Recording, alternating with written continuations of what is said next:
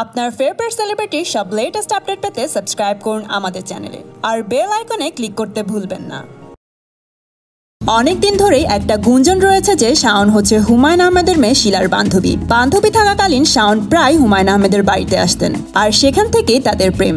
এবার এই বিষয়ে মুখ খুললেন হুমায়ুন আহমেদের দ্বিতীয় স্ত্রী শাওন। তিনি বলেন, কোনো কালেই হুমায়ুনের কন্যার সঙ্গে আমার বন্ধুত্ব ছিল না, কোনো পরিচয়ও ছিল না, থাকবেই বা কি করে, আমাদের স্কুল কলেজ সবই আলাদা। পরিচয়ের সূত্রটা তো ছিল গান। রবীন্দ্রসঙ্গীতের অত্যন্ত ভক্ত ছিলেন হুমায়ুন। দিনভর প্রবল পরিশ্রমের মধ্যে সেটাই ছিল তার বড় আশ্রয়ের জায়গা। সেখানেই গান দিয়ে দ্বার খুলেছিলেন শাওন, বা বলা ভালো তিনি খোলেননি, দরজা খুলে গিয়েছিল আপন হাতেই। সেই ক্লাস 6-এ পড়ার সময় থেকেই উনার নাটকে অভিনয় ও গান করি। ইউনিটের কেউ যদি গান জানতেন উনি রিহার্সালের পর তার কাছে শুনতে চাইতেন। সেভাবে আমার কাছেও অনেকবার শুনতে চেয়েছেন।